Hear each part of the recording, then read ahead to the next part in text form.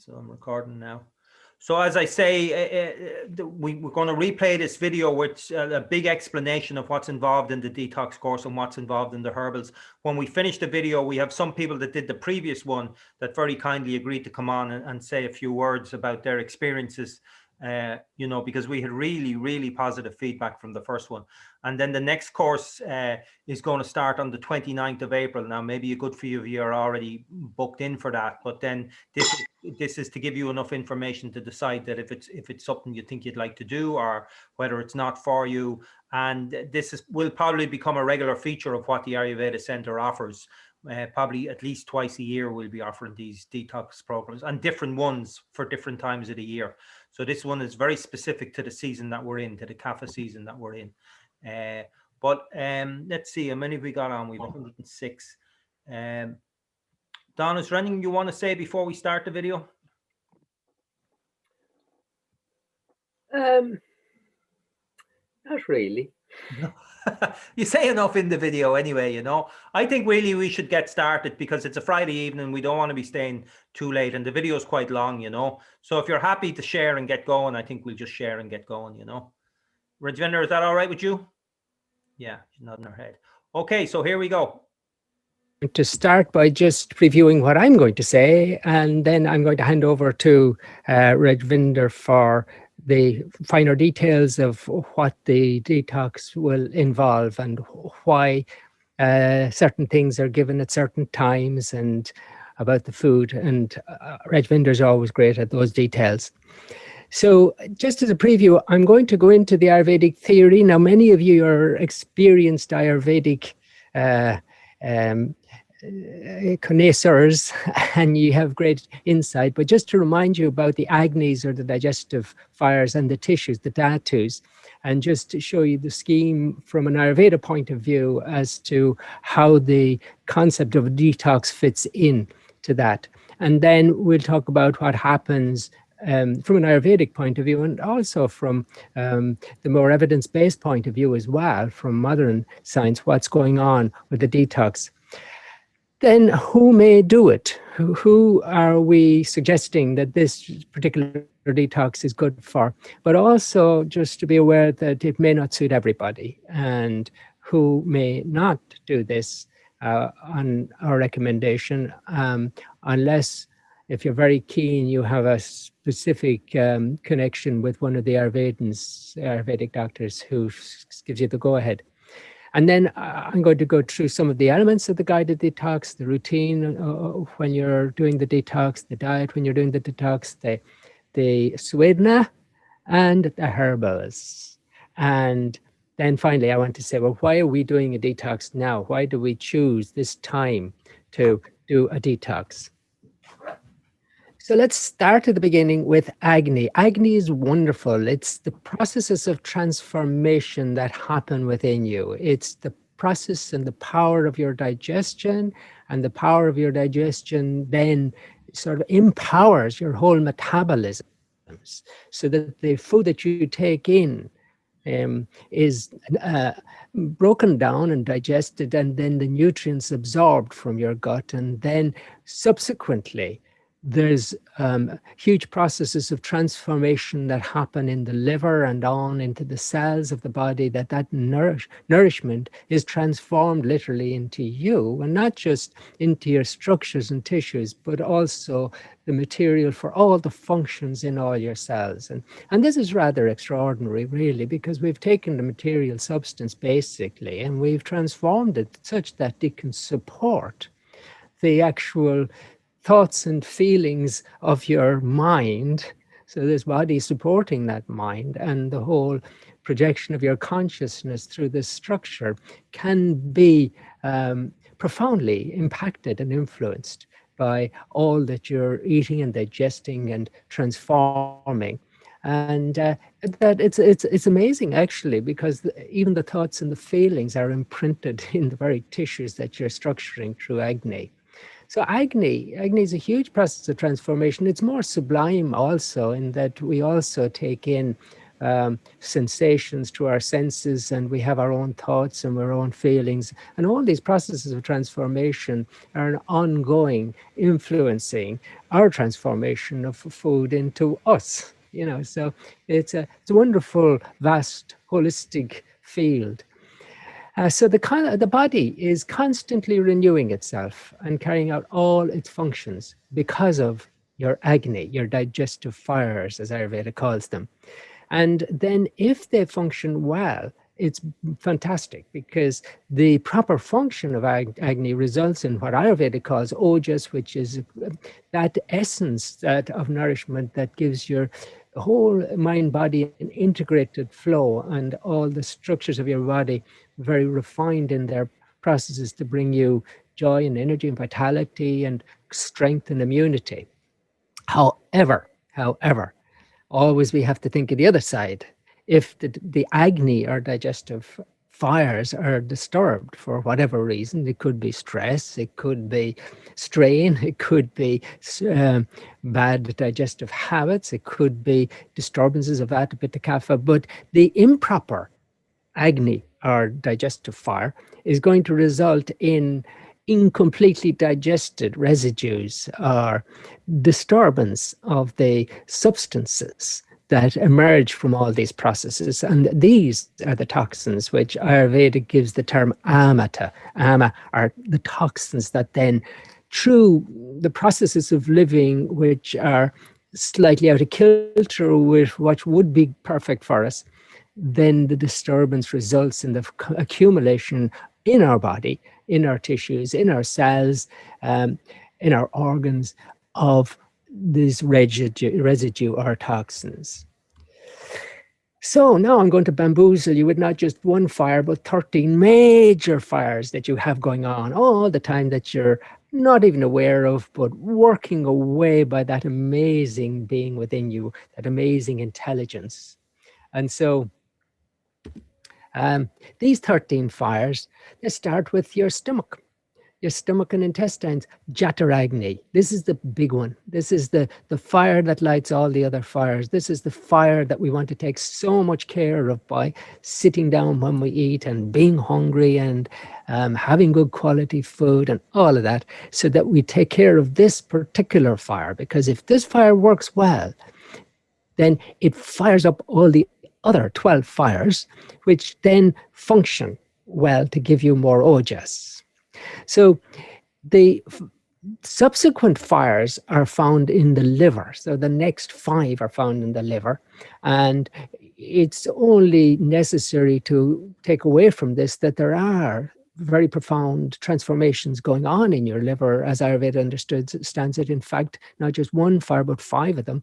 And these relate actually to the 5 elements which lie at the basis of all material, including the food we've eaten, including our bodies. So the earth, water, fire, air, space elements are those fine energies, but the liver is just transforming the nourishment more profoundly before releasing it into the bloodstream, and off the nourishment is going now around your body to nourish all of your tissues. So now the material is properly prepared to be of use to your tissue fires. And there are actually 7 fires that are there in the tissues, in the organs, in all the cells of your body. And these are called rasa, or the nutrient fluid, rakta, blood, Mamsa, muscles, Medas, fat, Asti, bone, Maja is nervous and immune system, sugar is reproductive tissues. So there are fires at all these levels that are transforming the nourishment that has come to them, first into rasa, a nutrient fluid that provides you with energy, actually. And this nutrient fluid is also associated with the lymph system, which drains all the cells of your body, and that sort of circulating lymph eventually ends up being deposited back into the big vein just before it enters the heart.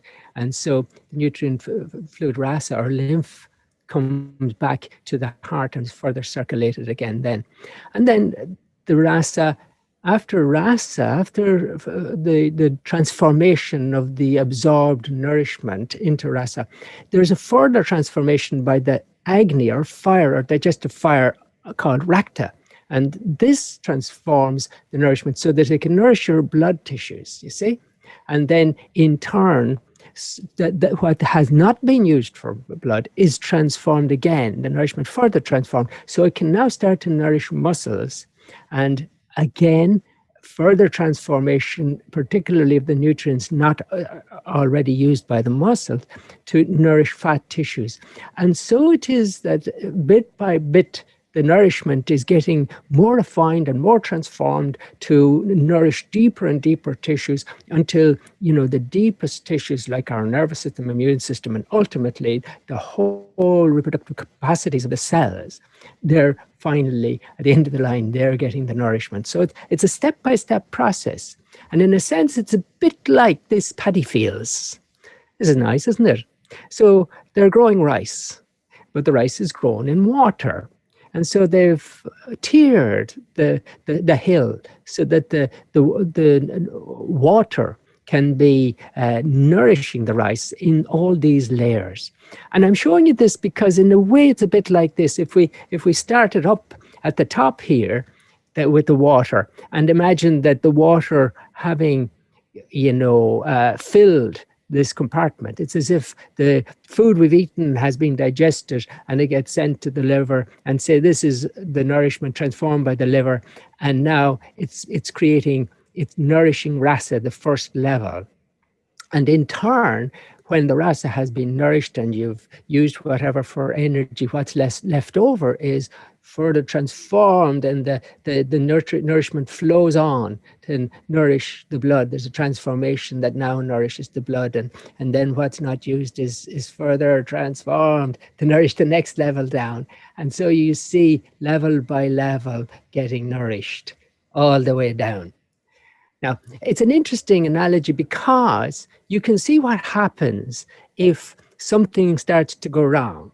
So maybe there's everything is going right in the digestive system, liver, but then it comes to rasa and there's a disruption here and ama starts to form. So now ama starts to form at the rasa level, and that ama are the toxins start to gather here. Then obviously gradually the energy is affected. And if it's really extreme, that will be what will give you catarrh and mucus and a cold and a cough and phlegm, you know, because it's just too much tipping over, too much toxins from that level tipping over. But then you see, if that gets disrupted in turn, it can disrupt the blood. So you can see how the ama can start to disrupt the tissues in turn, and the blood disrupted. Then you can start to get inflammation maybe all over your body. And that would be a sign of toxins gathering at that level. And then it could go on to muscle, to fat. Fat's very interesting one, the fat metabolism, because it's like the middle tissue of the whole seven. It sits in the middle. And particularly for ladies, the toxins tend to gather quite a lot in this area. And this, we can see it in terms of fat-soluble toxins gathering here. And that affects the hormonal system and could give thyroid problems. So you see how the ama at different levels starts to create different health problems wherever. It could be just that all the fires were good until it got to the fire in the fat metabolism, and the fire in the fat metabolism was so disrupted it started to create the AM at that level.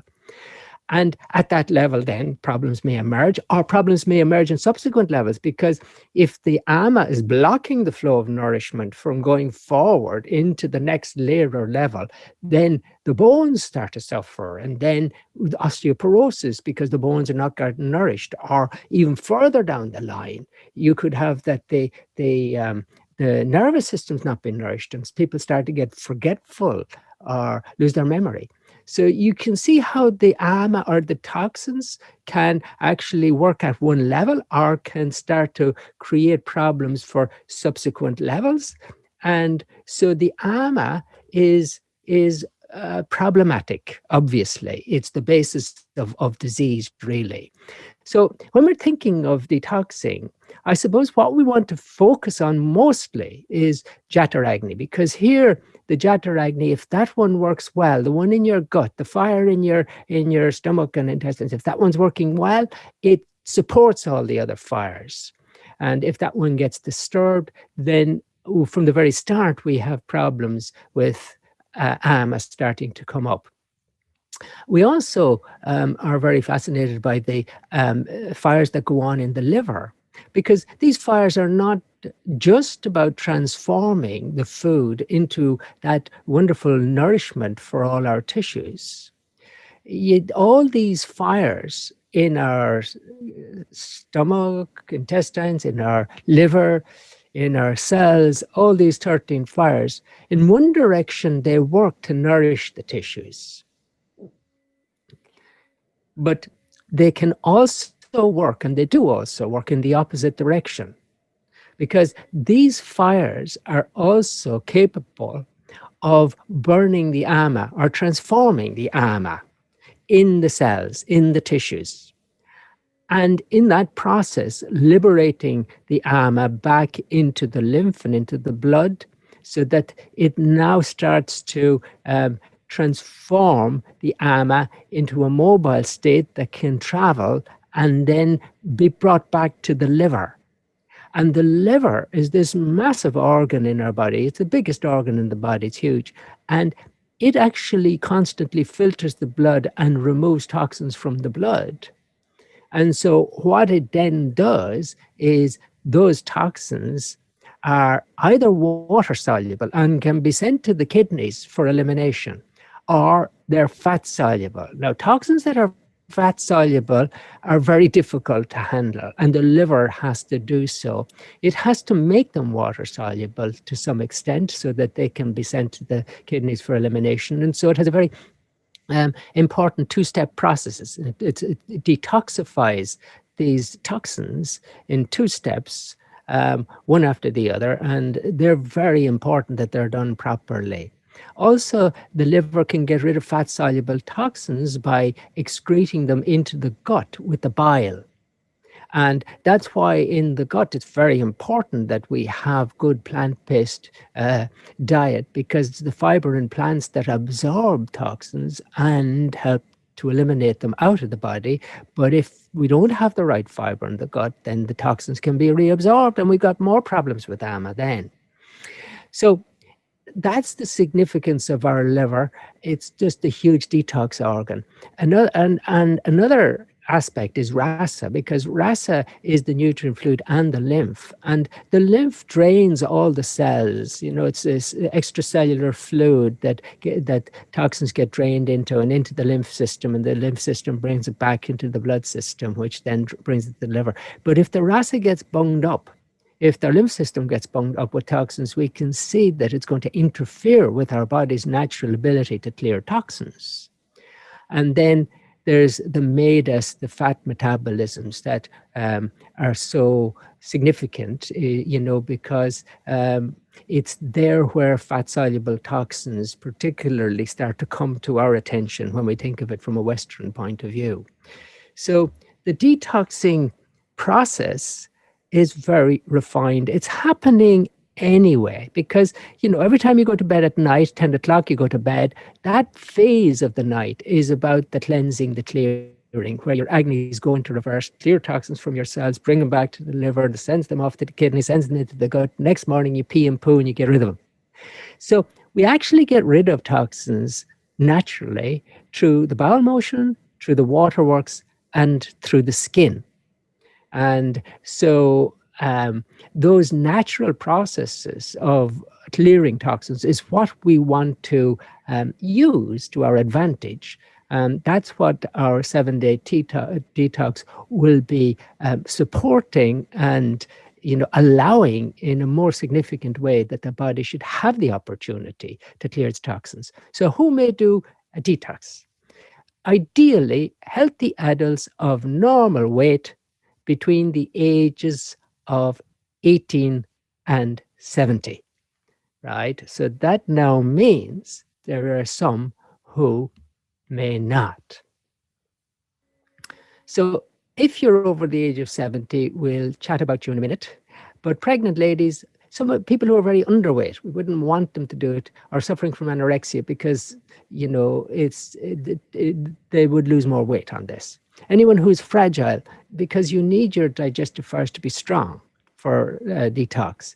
Anyone with liver, kidney, or other pathologies, unless their specialist agrees. People with significant anxieties or depression, because when you're eating lightly, anxieties could only be worsened. If you're depressed, you won't have the motivation to do this anyway.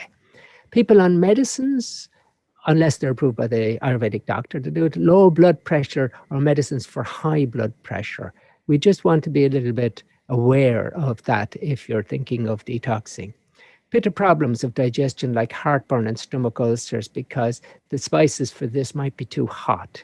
Athletes in training and diabetics, we would not want them to do this because you know, their blood sugars have to be watched carefully, and if they're on medicines, then it wouldn't be a great idea. You could be a little bit lightheaded if you're eating lightly. You have to drive with great caution. So if you fall into one of those and are very keen, you better get in touch with us if you want to do it. Now, between the ages of 70 and 75, if you're healthy, I'd suggest that you do the regime of taking the detox tablets and herbs and spices, fair enough. But we wouldn't want you to restrict your diet too much.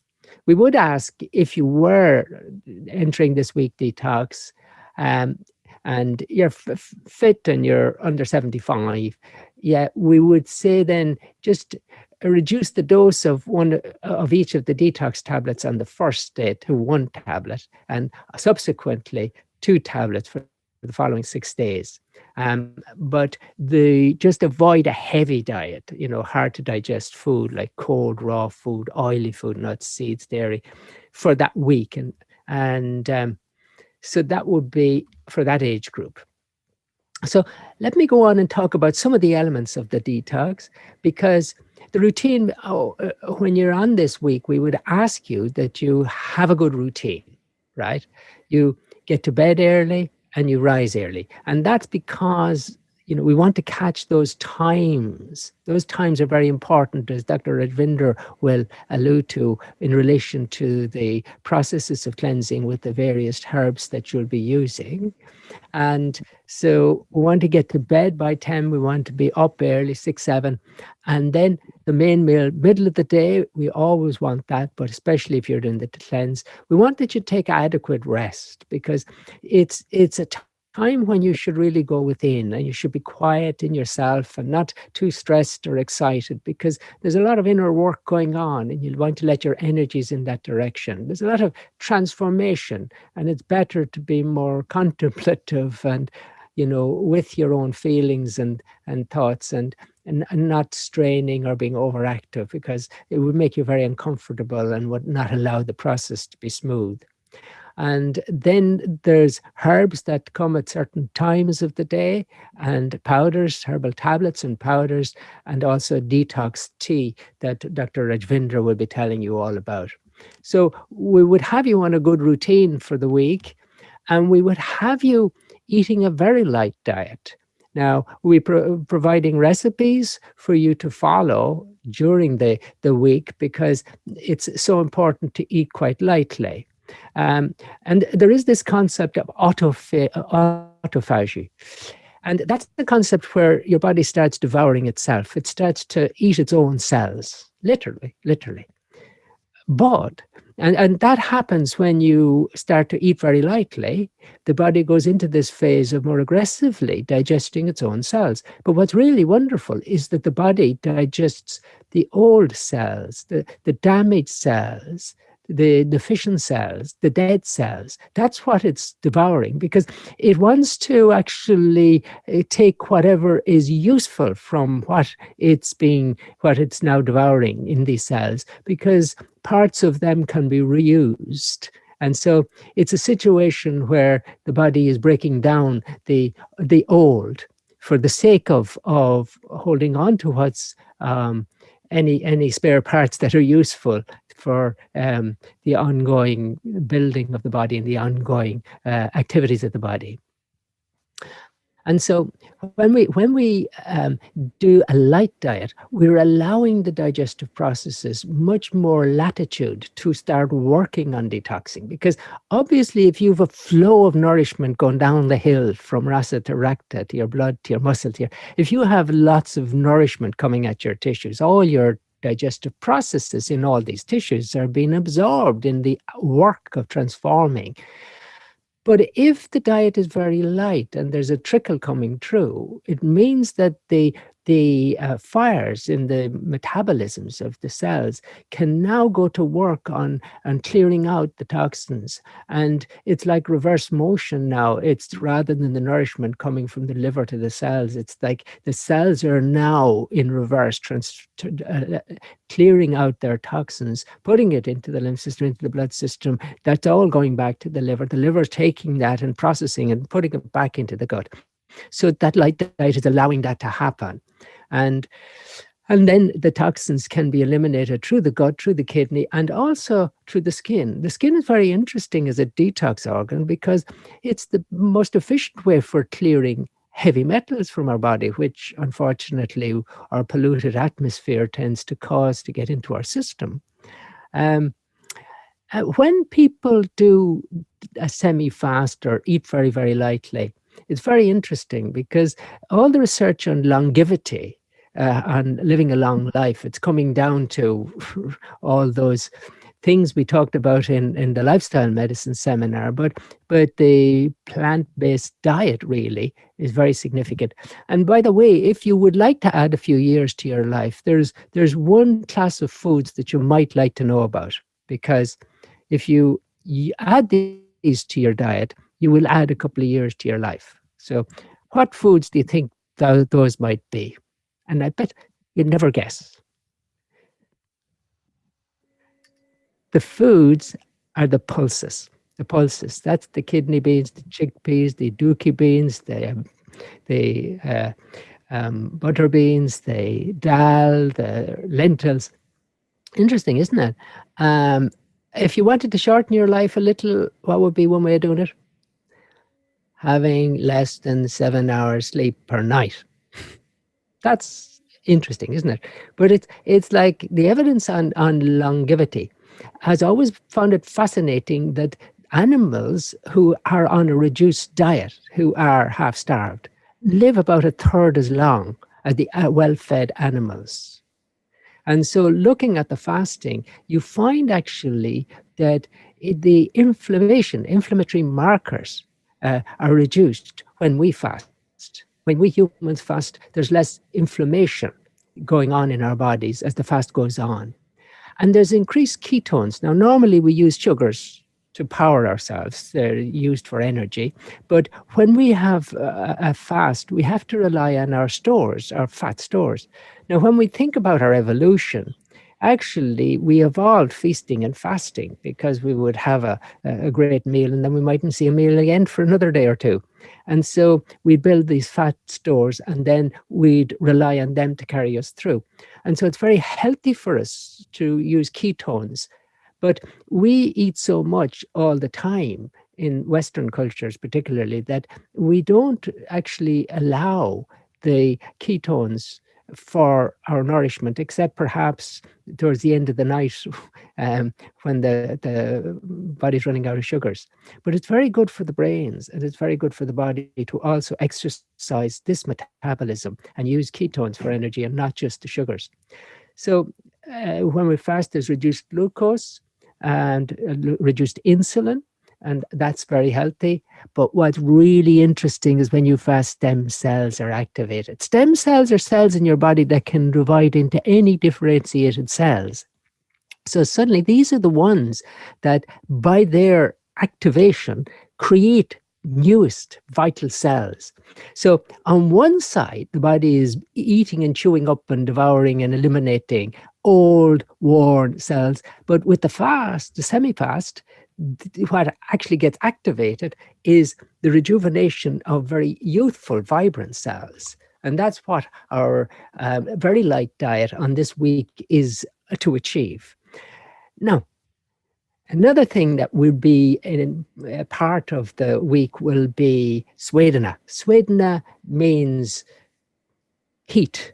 It's a hot bath. Or if you can somehow get a sauna, fantastic. Because a couple of times during the week, we would have you have a hot bath until you perspire. But if you do this, and if you're on a light diet, be very careful that you don't feel faint as you get out of the bath. Once you start perspiring all over and you start to feel that's enough, then get up very gingerly from a hot bath, because you could feel quite faint, and even sit at the side of the bath for a minute to give your blood pressure a chance to normalize, because when you sit in a hot bath, all the blood goes to the periphery and you get lovely and pink. But then if you stand up, there's not enough blood pressure now to send blood to your brains. So you have to take it very quietly, gently when you're getting out of the bath. And then the use of tablets, powders, spices, herbal preparations, the spices to get to Jattaragni and to help the digestion and absorption from that level. And they're used through the day, as Dr. Rajvindra will inform. And then there's powders which support the detox organs, so that we're trying to enhance the functionings of the liver and the skin and the kidneys in terms of their processing of toxins and eliminating them.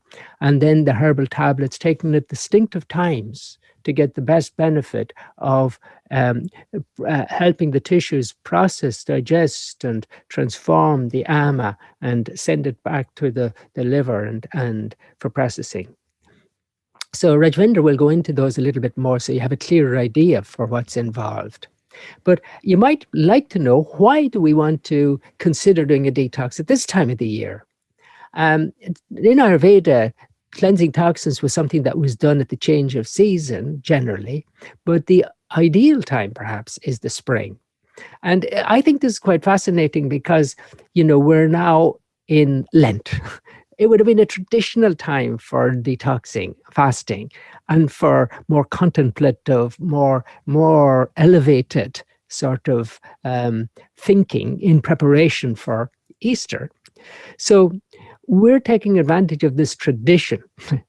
We're following our cultural norm by doing a fast during Lent, but we're choosing to do it just after the equinox. So we're timing it for the 28th of March, because that will be after the equinox, because Ayurveda describes how in the kapha season from December through till May, the kapha becomes more mobile in the body. It increases and then becomes mobile. Now, ama is a distorted kapha. Ama is a kapha.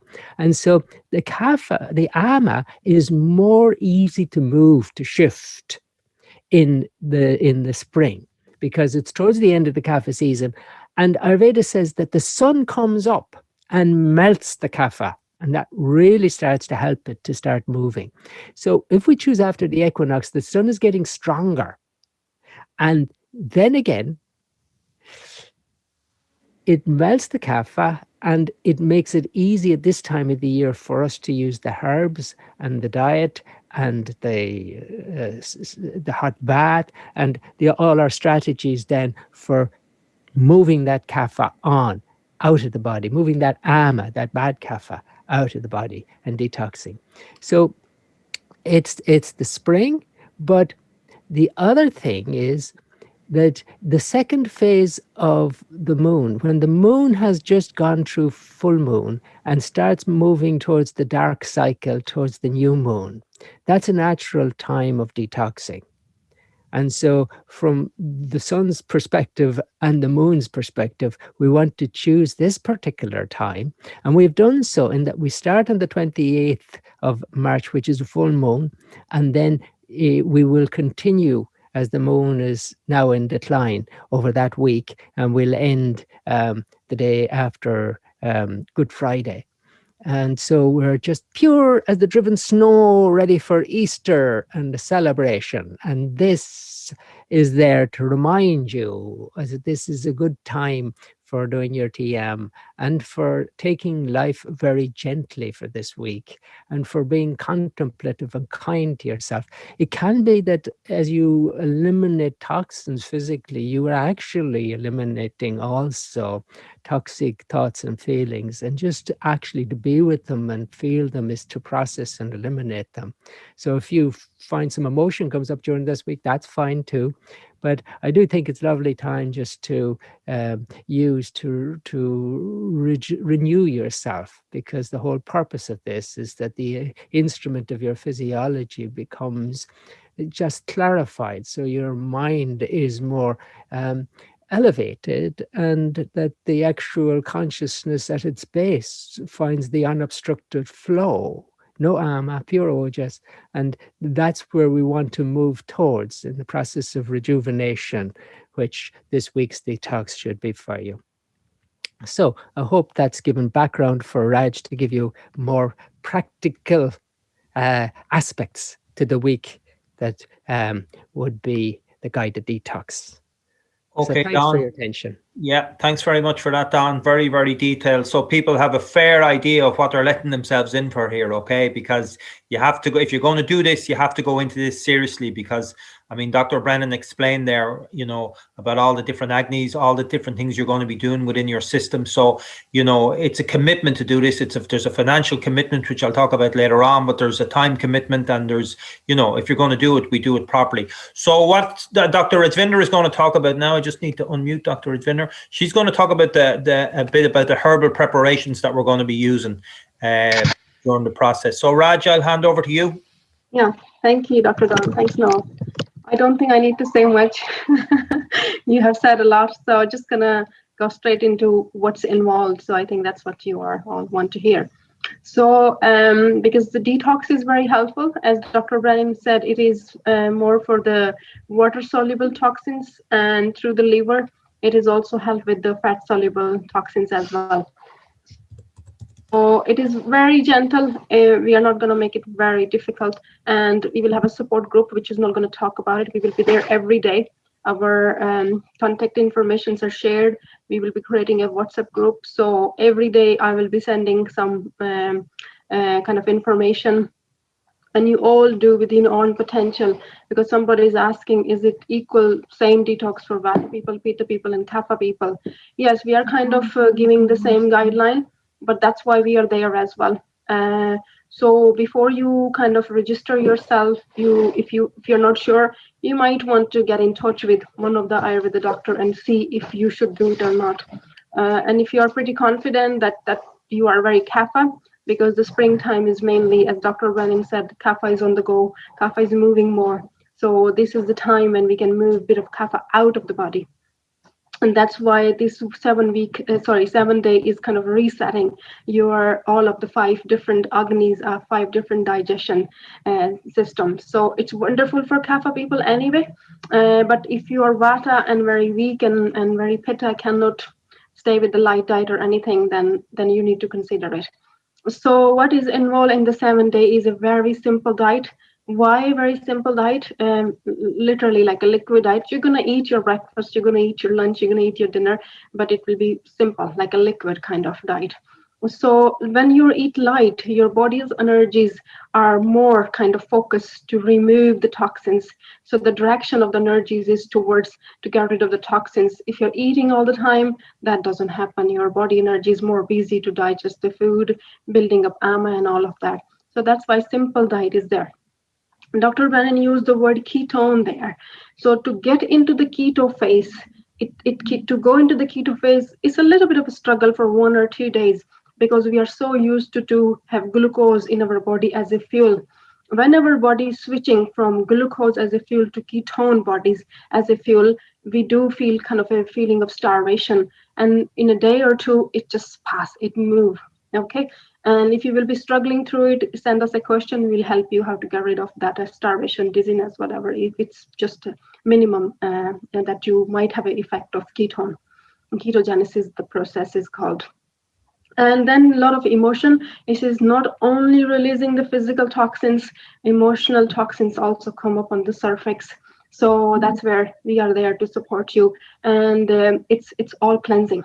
So in the routine side, we will be asking people to rest as much as possible and keep a kind of a easy to do routine, and a technology detox as well. Not looking at your phone, less exposure to the screen as well, and so that all of your senses are kind of fully detoxing through this detox 7 days as well.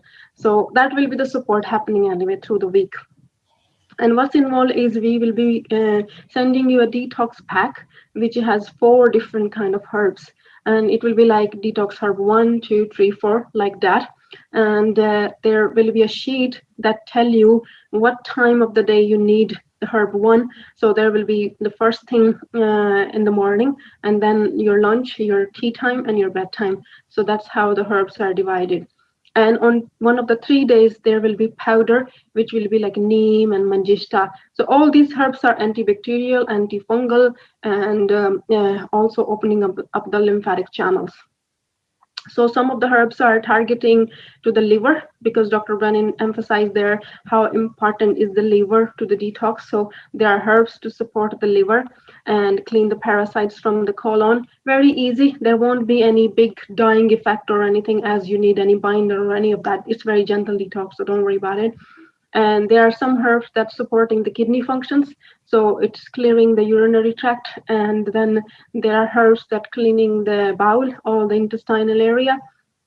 And so through the liver, through the kidney, through the bowel, you're cleaning your liver, you're cleaning your lymphatic system. So it's a kind of a complex mixture of herbs in the preparations. And then there is a herb as well. Let me think. 1010 liver care. Yeah, so these are the 4, which is kidney functions, your liver functions, your bowel functions, and a general detox herb for the skin and all the lymphatic systems detox. Okay, and then there will be guidance which day you're going to do the sauna and bath. You don't have to do it every day. That's only, I think, twice. It's going to happen twice during the detox. So your diet is mainly like you get up in the morning. If you're not hungry, you don't eat. If you're hungry, you eat maybe a liquidy kind of a porridge or fruits. We will give you the recipe for that.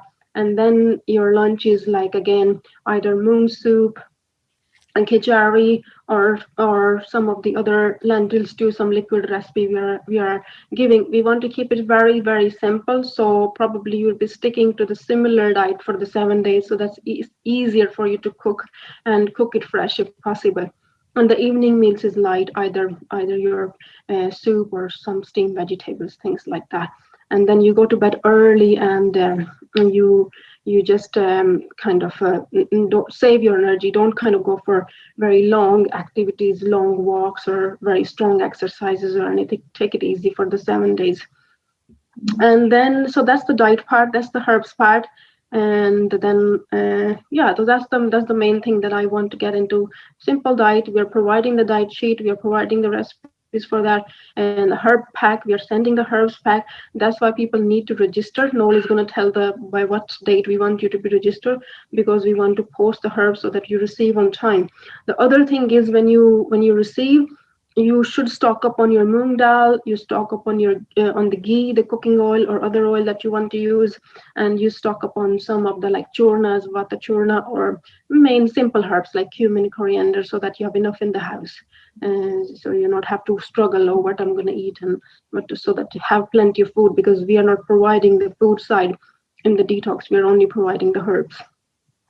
Okay, and I think that's kind of main things I want to get into. If you have questions, you can ask on that. So yeah, I can talk long about the herbs, but there's no need. The mainly is Dr. Brennan explained about all the metabolism, different organs. So the point is to speed up your metabolism, giving a rest to your digestive system. And then on day 8, day 9, and day 10, there will be little guidance how to slowly get out of the detox so that you don't jump straight into your normal food and all. So that will be there, and there will be advice how to follow up a little bit after a few days after the detox, before you go back to normal food and everything kind of normally that you eat. So during the detox, it is no meat, no sugar, no wheat products, no dairy products, and no alcohol. So, and no caffeine, no raw food and things like that. So this will be in general guideline. But there is food, because if you're worried, oh, how I'm going to survive if I'm not going to eat and all of that, you're eating. It's not a complete kind of a no, staying away from the food. The food is there, but it is simple. So yeah, it is similar to Panchkarma diet. Yeah, so you do Panchkarma when you go to some of the clinics. That's what diet you get, because that's how all the spices are there, which allows the ghee and all the effect of the properties of the spices to go deeper into the tissues, go into the cells. The effect of the herbs go deeper into the cells, into the tissues where they need to do and what the action they need to do. And then you're doing the Svedana and sauna to bring the toxins back to your digestive system. So most probably you're not going to purge. There won't be any strong diarrhea or anything, but it could vary from person to person. So if any of that, you might need to reduce the dose, and so things like that. So it's a very gentle. So if you're working, you're a working person, you're away from home or anything, you can still do it. It's doable. So Yeah, I think, yeah. some of the questions coming in, can you still go to work? You can, but try schedule it so that you can take it pretty easy. Try not to have too much going on. Alison, Shade, are we ingesting oil? You're not. This is kapha season. This is not a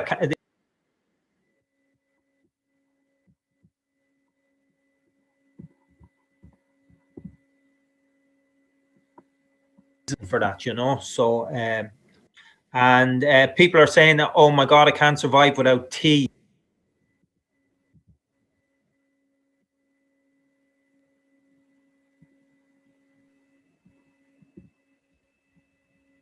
Okay, I think we're going to stop it there. We covered a lot of ground, the main things that I wanted to cover in the video, So, okay, there's a few people on. You have a good idea of what we're going to be doing. So there's a few people on that did the first one, that have agreed to come along and say a few words. So the first person I'm going to call on is Billy. So I'm going to actually, Karen and Billy, I'm going to unmute them. So Billy, are you with us? Can you unmute yourself? Hi, Noel. Hey, Billy, how you doing? Absolutely fantastic, dude. Absolutely fantastic. Yeah. Great. So you did the course with us last week, the one we just finished. Yeah. So myself and my wife, Karen, we just done it. May I first of all start off by saying congratulations to you all, because you ran a fabulous course, I have to say. I mean, I've never went more than a half an hour without my dinner before. Wasn't too sure as to how this was going to go down. Was not looking forward to it. And may I say that on the first day I found it hard. And I think the hardest thing I found about it, Noel, was the fact that I was very bored.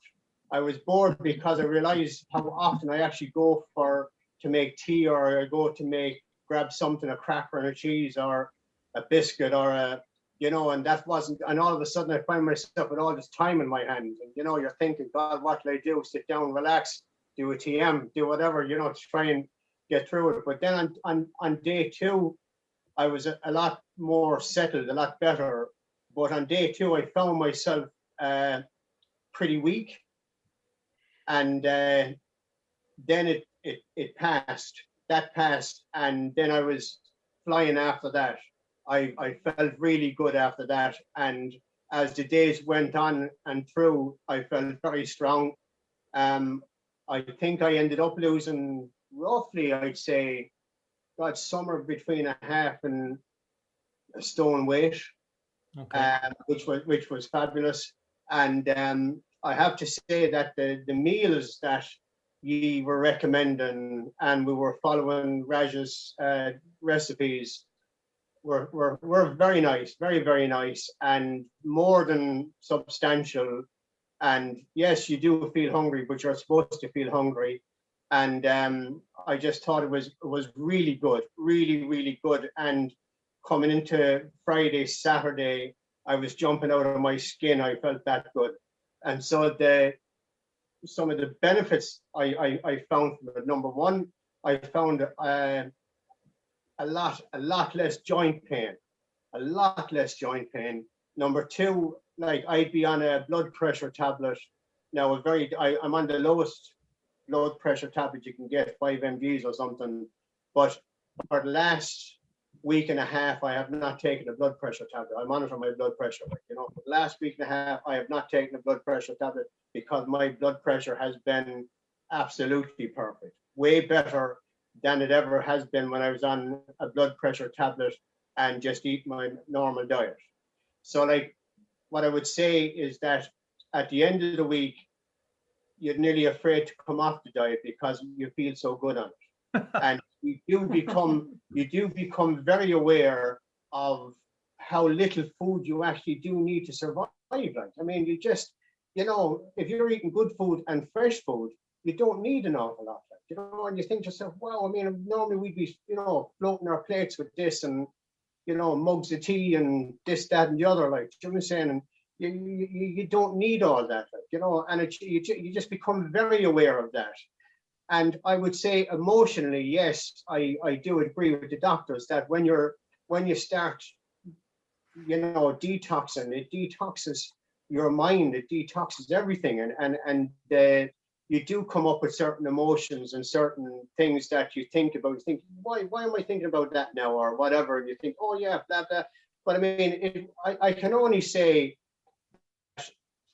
being a person who's never done anything like this before in my life, and only for the fact that I was gerrymandered into it by my wife, that, you know, would never have done anything like this. But the fantastic part is I have it done now, and I would not be afraid to do it. I would do it anytime ever again, and I hopefully will do it again and when the change of season comes in again with you people. But may I say, the service you put on was fantastic, to be able to, you know, ask a question anytime I'm feeling this, I'm feeling that, should this be okay, should that be okay, and for someone just there to soothe you and just say, hey, everyone's cool, keep going, you know, was absolutely fantastic. So congratulations to you. You've done a wonderful, wonderful job of it. And may I also say too that what I do find very refreshing is that when I hear the doctor speak, you know, like sometimes it kind of goes a little bit over my head and goes through me, but afterwards then, Noel, you come on and you kind of put it in layman's terms, or you break it down a little bit clearer, and you think, oh yeah, I got that now, I understand that a little bit better now. So you really work very well off each other and very, very well together. And I really like the direction that this whole course is going, since you moved forward from the very original one you were doing, where you had the video from the doctors in Amsterdam. I think just the knowledge of our doctors here, as you say, Noel, is fantastic. And I just can't recommend it highly enough to the people that are going to come on next week and do something fantastic. They're going to feel fantastic by the weekend. Okay, Billy, that's absolutely great. Thanks a million for sharing that with us. And I think that's one of the things that Dr. Rajvinder said also, is that this is an opportunity to break habits, bad habits. And what you're saying there about, you know, the tea and the biscuits and eating at nighttime and all that, I became very aware of that because I did this as well. Like when you stop for a week, you do realize these little bad habits have creeped in. And then suddenly you've stopped them, and like it's a little bit difficult at the start, but by the end of the week you're thinking, well, I don't need that thing anyway, so I don't have to go back to doing it that way, you know. And that's a great thing because you bring it forward. And then for people who have never done any of the Ayurvedic cooking, not that you have to do it on the course, but also most people I think tried out the khichdi, at least gave it a go. And an awful lot of people came back to me and said, I never knew what khichdi was. And now I've discovered a beautiful meal that I can have anytime I want, if I just want to eat lightly, you know. So that's a really a good thing as well, you know. So Billy, thanks a million for sharing that with us. I just wanted to thank you so much. Yeah. Thank you, Sharon, as well, you know. So Regina, I'm going to ask now. Regina's from Scotland. So Regina, I'm going to unmute you. So are you with us, Regina? She was, yeah. No, she's there. I'm pressing unmute, but she has to click unmute, I think. Yeah. Oh, there you are, Regina. I can't hear you, Regina. You just say something. She's talking, but we can't. Put the speaker volume up on your computer if it's down. Microphone is more than the speaker volume. The microphone has to be. You're unmuted, all right, but we can't hear you, which means there's a microphone issue. Okay, Regina, you see, can you sort that out? And what I'll do is I will go to Ger. Ger was going to say a few words from Dublin, and then I'll come back to you, Regina, if you can sort. It's your microphone that the problem is with, you know. You can go out and come back again. I think try to. Yeah, you can try that. You can log out and log back in with the same link, you know. So, Ger, I've just, if you want to unmute yourself there, Ger. Yes. Hello, Noel. Hey, Ger, how you doing? I'm Jer. Can you hear me okay? We can hear you Yes. fine, yeah. Yeah. Okay. Just a brief word. Billy has said a lot of it. I did the week last week as well. I was really impressed by it. It was a great service. And I was wondering how it would go because I had done Panchakarma in India and I was interested in it being non-residential and it being everybody in their own homes. I was kind of thinking, oh, I wonder how this is going to work. But actually, the service was wonderful. And the three main things that I found an improvement there was sleep. I'm a man in my 60s, so I occasionally have to go to the loo at night. But I had 9-hour sleeps during the week, which was fantastic for me. So that's wonderful, and it's a rarity. The other is meditation. The depth and the kind of sense of peace in the meditation was beautiful. And the third one was just the relationship with hunger. I realized that I have forgotten about hunger. It's a wonderful thing. It's like almost that I find myself filling up before the hunger actually starts. And you're teaching about like needing the digestive fire rather than just pouring more stuff down on top of it was wonderful. And the last thing in that lot was kidgery. I was saying to you, Noel, I had no kidgery before, and I won't be without it again. It's really good. The overall thing I would say was that, I mean, I'm a long-time psychotherapist, and I know that a lot of people have a lot of issues, emotional issues around food. And I did find myself getting cold, and it's interesting, cold and hungry. It kind of, I think it often kind of brings up the child in us and the kind of something a bit kind of deprived. And the service she gave of being on WhatsApp all the time, and there seemed like almost a 24/7 service. I mean, it wasn't quite that, but it seemed like that. It offered the kind of holding that allows that kind of emotional processing to come up, because a lot of concern comes up about, is it this and is it that, and when to take this and when to take that. And while some of that is very practical and real, some of it I think is also the kind of emotional child in us. And it really was useful that you were able to, in a way, soothe and mind us as well as you did. It was a wonderful service. I got a lot out of it, and I'd recommend it to anybody. That's great, Ger. That's fantastic. And you're absolutely 100% right. People don't know nowadays what it is to be hungry. And that's a really bad thing. We're so used to having food all the time that agony, that digestive fire never gets a chance to build up. And really, that's what we're doing on this week. One of the things we're doing is getting back in touch with that ability to be hungry, because it's a really important thing, because it's that hunger that allows you to get the most out of your food, So, and then also you learned about the kitchery as well. So that's yes, absolutely. You have that going forward. So thanks a million, Ger, for saying those few words for us. Thank you very much. Thank you all. I'm going to try unmute Regina now. So Regina, you should have a little thing asking you to unmute. Okay, there you are now. You're unmuted. So if you speak. Yeah, I'm speaking. Okay, we can hear you.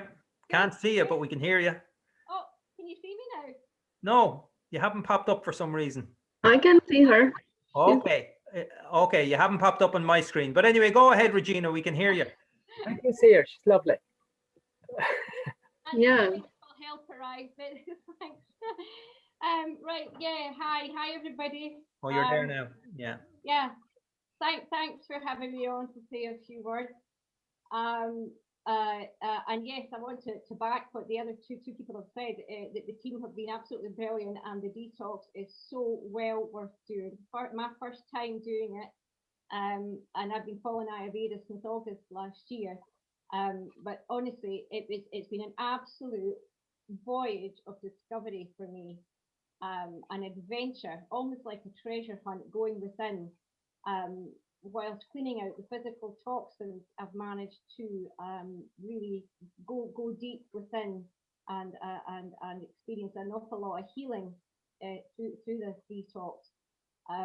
Don't get me wrong, there was challenges at the beginning over the first few days, but that all eased and I managed to just flow with it and thoroughly enjoy it. I found it really a joyful experience, and all the clarity that comes with the detox, the cleansing, the burning off the rubbish. It's almost like, for me, I felt like a glue was being melted in my body that was holding me, keeping me clinging to a heavy weight of sadness that I've had for a long time.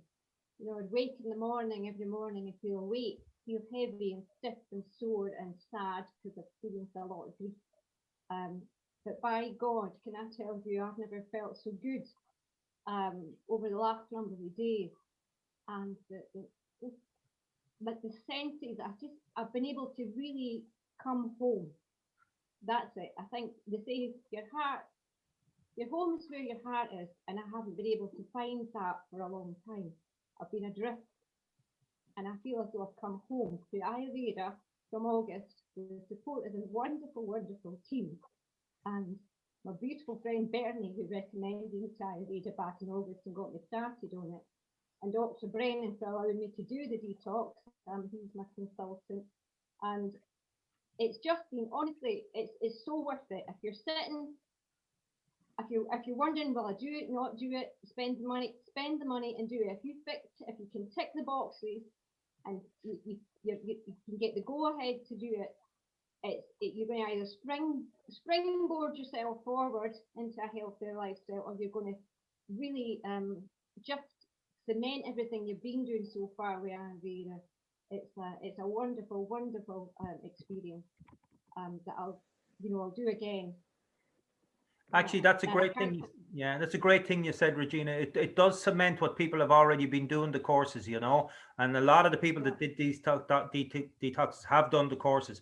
And I think it does bring all the information you learned in the courses together. And then it's your first really big step towards a much healthier lifestyle, Oh, absolutely. Yeah. Absolutely. So it sounds like you had a good time. I did.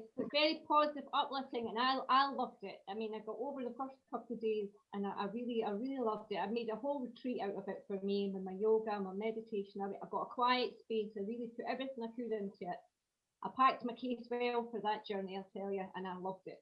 Okay, and that's a good advice for other people as well. Pack your case well for the journey and be prepared for the week, and try not to have too much on. People can still go to work, they can still do all those things, but try limit your activity as much as possible, So thanks very much, Regina. That's really inspiring. Very nice. Thank you. Thank you, Regina. And it was great to have you in the group. You really guided others as well. So thank you.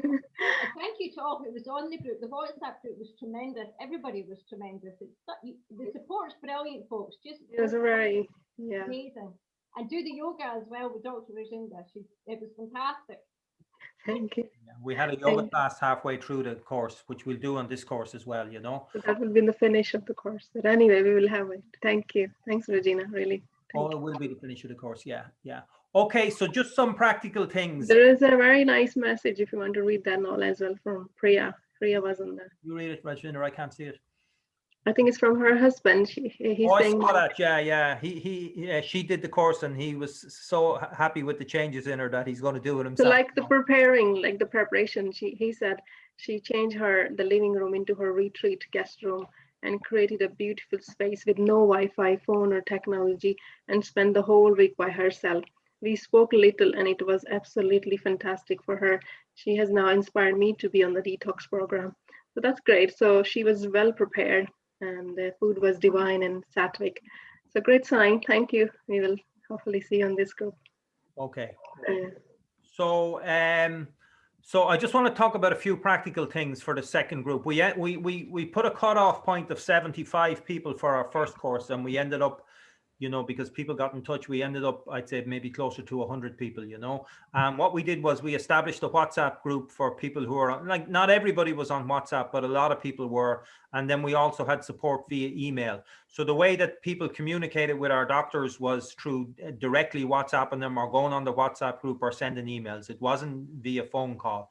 And then we also have 3 Zoom calls that we do. one a few days before you start, just for preparation, one a day or so after you've begun, and then one towards the end. And we send out a complete set of notes.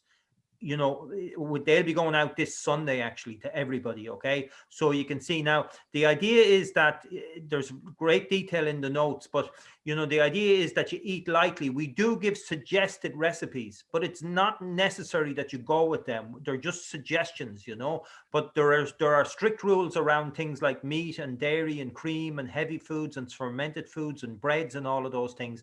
But you know, if people don't have to learn Ayurvedic cooking or anything like that, there's lots of videos. We will share a video of how to make the khichdi and stuff like that, but you can just choose to have vegetable soups and just very light eating. So there is you know, the calorie count is down, and then there are certain herbs that we give that you have to take at certain times, and then certain protocols around baths and things like that. Also, you need them really free yourself up as much as is possible for the week, so that you can just take it easy. And you know, because there's going to be a lot going on in your physiology, so the more rest you can get and nice walks and things like that is you know, if possible, to do all of that, you know. So yeah, so I don't know, maybe there's some questions coming in, or maybe some of the doctors want to say something about some of the comments that the people made there, or maybe they have other comments that they want to make, you know. Should I go ahead, Doctor? You go ahead. Yeah, just on the food and on the thing, because people are asking about what if they get thirsty and all. So you will be provided 4 different type of herbs, and there's a powder and there's a packet of seeds that you're going to prepare the tea. So every day you're drinking half a liter to 1 liter of this tea. And if you feel thirsty, you can drink normal water, like a lukewarm, I will suggest. And if you feel hungry outside the food, kind of your window when you have time to eat, we will allow you will stay on the WhatsApp and ask what to do, but maybe a little bit of maybe raisins or a date or a little piece of fruit. So the idea is, as everybody's emphasizing here, to learn new way of living and try to be happy with the small portions, because when you receive your notes, you're gonna see there is a calories and things for the first 2-3 days, and that's when you really want to shift the ama. So the idea is to digest the ama and let the ama direct to the eliminations and get it out from the body with these herbs, with eating less and all of that. So people who have, like Billy was talking about, joint pain, stiffness and all that, for the first 2-3 days, yeah, they're going to feel it a little bit. And if they resist the hunger and stay strong, on the day 4, day 5, day 6, they're going to feel more flexibility and they're going to feel more lighter, as he was saying, coming out of his skin. So exactly, that's what you feel when ama is digested. So that heavy ama is going to be hard on you for two days. 2 days I found with the last group were hard. After that, you will fly. So if you think you have strength to stay strong for 2 days, then you go ahead. And you do get used to it. And people are saying how they can survive without their tea and coffee. Yeah, it was the same with the last group, and they did survive. So we're going to provide you the notes with the ingredient list. So we're going to provide that earlier this time. So most of the stuff is available from the website, because some person is saying they don't have any Asian store. So if you order on time from website, like moong dal, ghee, hingu, asafoetida, and some of the other spices, whatever is suggested on the list. And for coffee drinker, Raja's cup, I think we have that enough in stock now. So yeah, so you can replace your coffee with Raja's cup, chicory coffee, barley cup, and even the detox piece. Some people loved it and they're even asking us to provide them more of that. So I think that helped a lot of people. So you'll be fine, so don't worry. You will be hungry, that's for sure. Hunger will be there. But if you think you can go through it for first 2 days, and then it's no problem. But people Vata constitution and Pitta constitution, yeah, they might need to eat a little bit more if they start feeling. There will be headache in the first 2 days, and there might be a little bit of weakness, and that's where you rest more. And if you have any of the skin problem, anything, there are the bath and all. So you take bath with normal temperature, maybe not too hot and things like that. But that you can check with us by sending.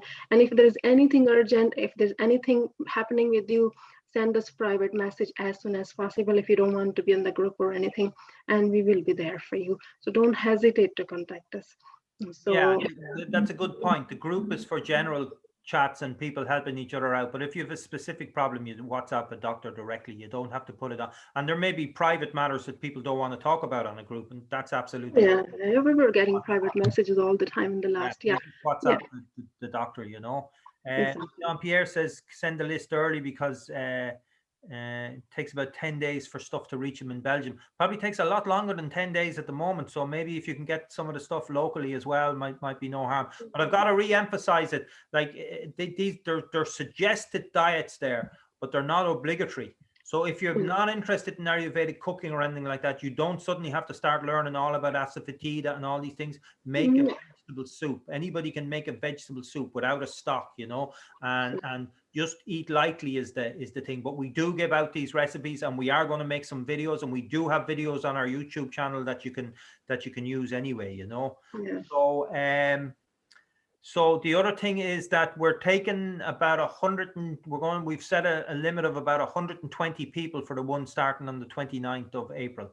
And we've about 80 people booked in already, possibly more at this stage, because I see some bookings coming in. So if it's on ayurveda.ie, it's on the booking page of ayurveda.ie, and it's €135. And the last day to sign up is Sunday, by this Sunday. Yeah, Sunday's the latest. We're going to close it off on Sunday because actually we have to get all the packs ready. We have to get the stuff out. The people in the UK, we have to make sure the pack arrives there on time and all of that. So we that was our first time doing it. There's quite a lot of work for us in it, and so I think Sunday will be the cutoff point for people booking in, really, you know. And yeah, so that's basically it. And Dr. Brennan, do you have anything you want to add? Yeah, we've learned a lot from the previous one. So in a way, you were smart to hold back.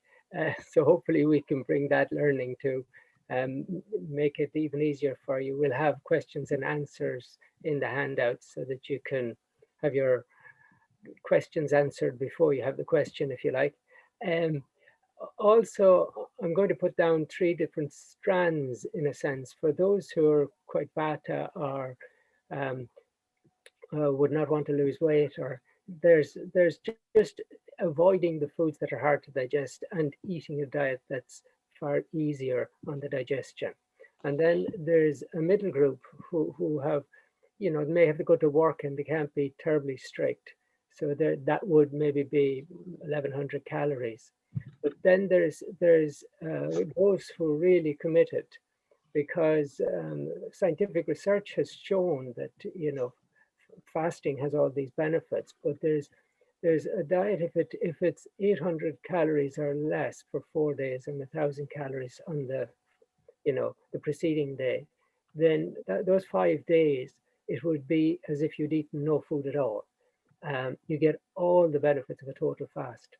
So for that purpose, we will have the recipes signaled in their calories. So how many calories for each recipe. So you can, if you want to be quite on the ball with the detox in terms of doing this semi-fast, you can count up the calories in the day that you're eating. We'd be suggesting 2 particular foods, which is a dal soup and a khichdi, because these foods are particularly detoxing. So those would be suggested for most of the days.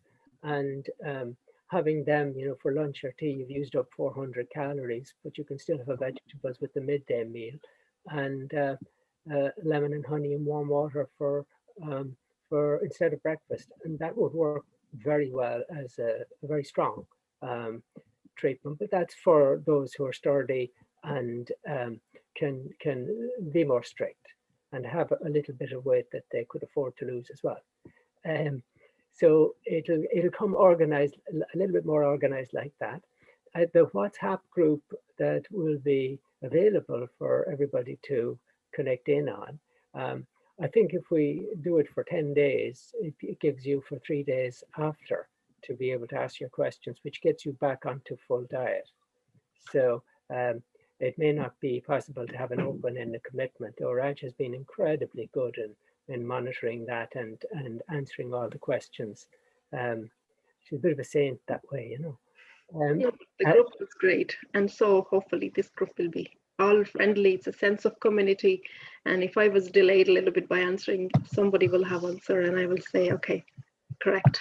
So yeah, it is the group will be like a community to each other, friends to each other, helping each other.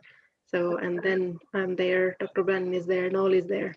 And it's extraordinary as well. I mean, often the group has the answers. You know, someone's saying this and the other's saying, well, try this. You know, so somebody's saying, Dr. Brandon, is less food for them to risk of COVID. No, your immune system would actually be stimulated by the semi-fast. So on the other hand, it would be quite good for you. And the people who are getting sick with COVID are people who have kapha problems, heavy, weighty problems, you know, their chesty problems or diabetes.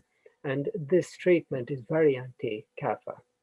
There was a question just one thing there came to mind, and I think I know the answer. I mean, if you're due to get your vaccine that week, I mean, I would think it's probably not the best thing to do if you're due to get your vaccine. I think it'd be a great thing to do after the vaccine, actually, you know, when you want to get rid of the residues. Yeah, after the vaccine. But if you're due the vaccine the week of the thing, I don't think it's a very good idea to. It's too confusing. Yeah.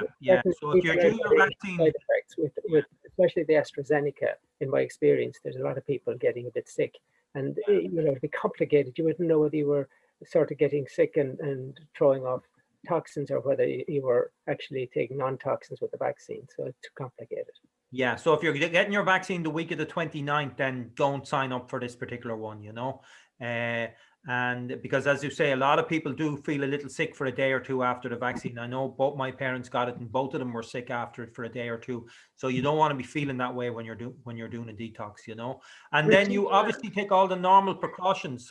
You know, you don't let your guard down in regards to coronavirus. And in actual fact, you may go more inward that week anyway. So you're probably going to be meeting less people, but you obviously be sensible about the thing and take all the usual precautions that you would take, you know. Regina says she did it 5 days after the vaccine, so that's good. That's good. Okay. I was saying people to stock up on buy everybody have a food flask, because for working people, Sean was asking, she's working, will that be okay? Sean, if you have food flask, and she's asking, you know, because she's fit as well. Yeah, if you have a food flask, you bring your kechari, you bring your food with you, and that's when you're going to have lunch. And good, you don't have a habit of picking, so I think you'll be fine. Just have to plan your lunch and plan your dinner so that you have food prepared. So that's where food flask will be handy. You make your lunch and whatever is left, you can keep in the flask for your evening, so you don't have to cook twice. Yeah, so, the only thing I'd say is I am very pitta person. I got a very bad headache on the first day. Debilitating headache, and that didn't kick in until the nighttime, so I got through the day. But I am, you know, I have an awful lot of pitta in me. I think the detox tablets I took started getting the acid out of my system. I had to go to bed. I definitely didn't want to do anything. I was in bed, I'd say, by about 8 o'clock. I woke up the next day and it was gone. And that was only day one.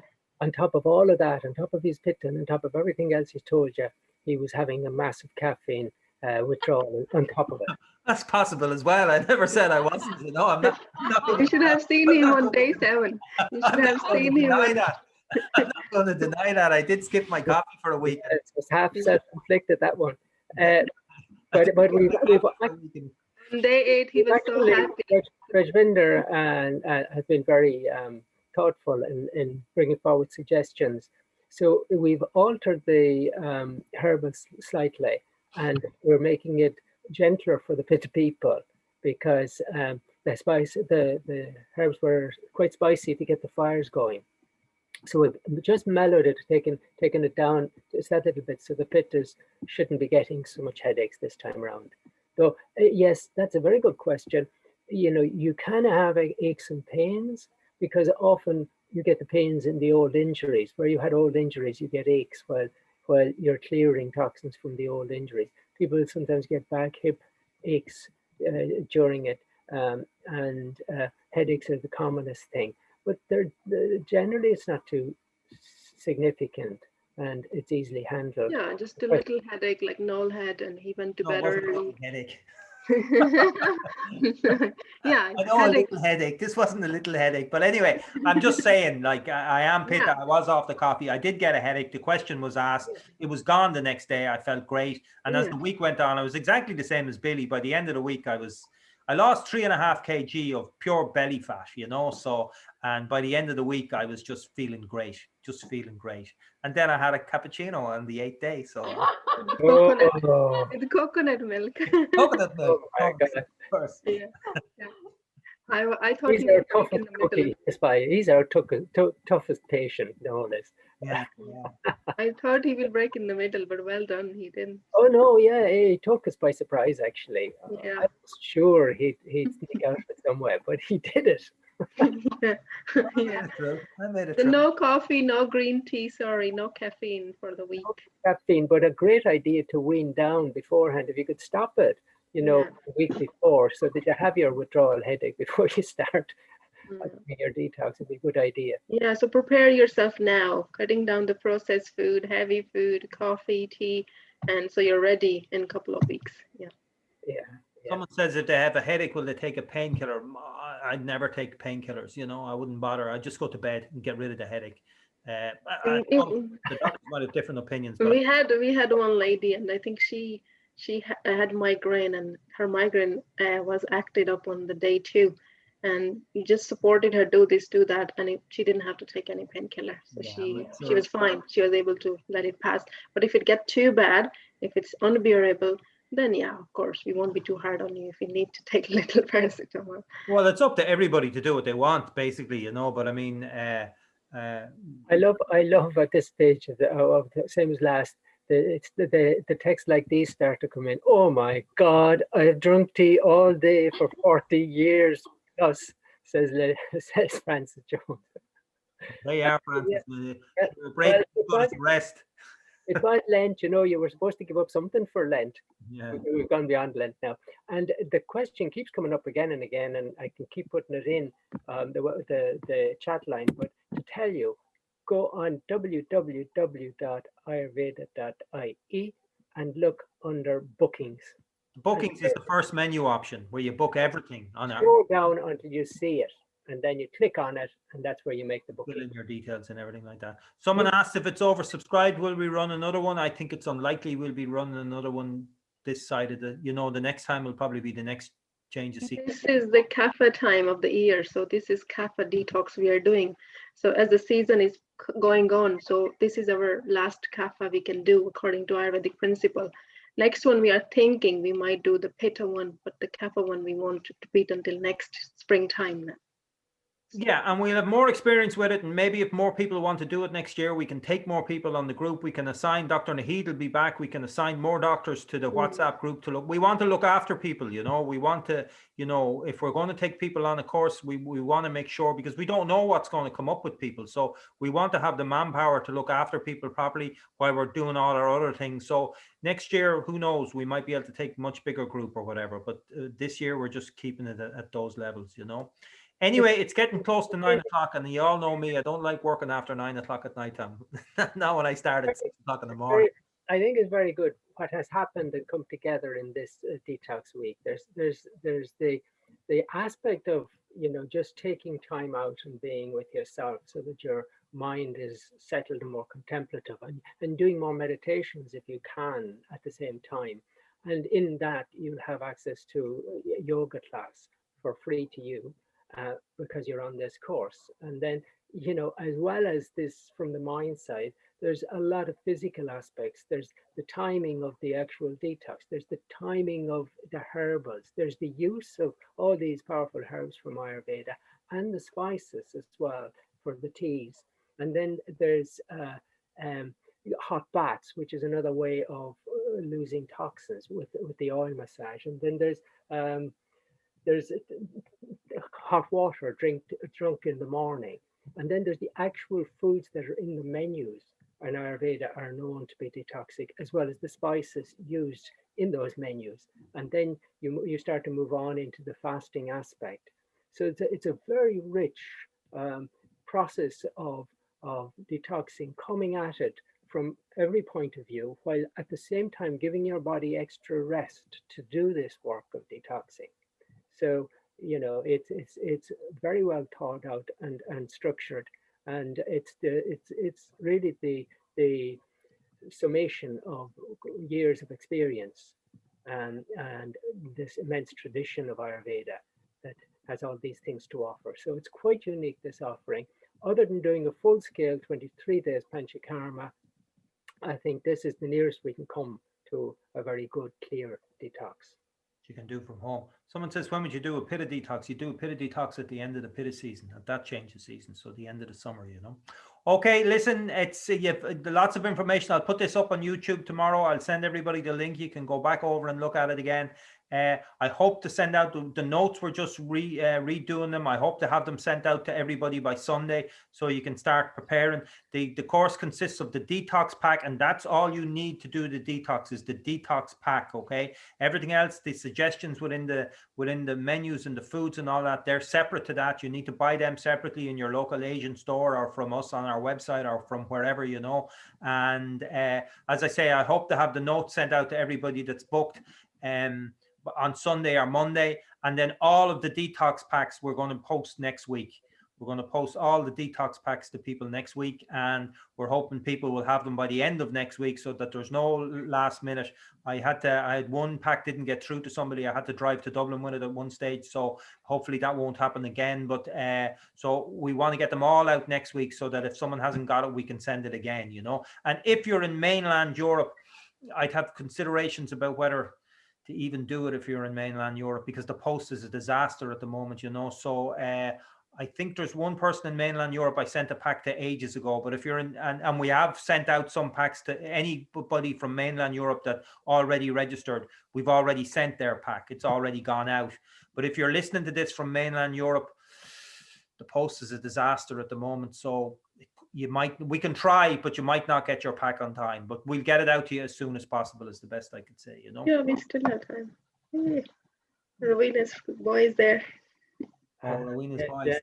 Okay, very good, very good. Okay, everybody, 9 o'clock we're going to end. So listen, just the things that are coming up on tomorrow. We've our yoga class at 11 o'clock, so you can again book that on our website, ayurveda.ie. That's the yoga class given by myself and Dr. Rajvinder. On Monday night we have the 6 stages of disease. That's a free extra lesson that we're doing to our course.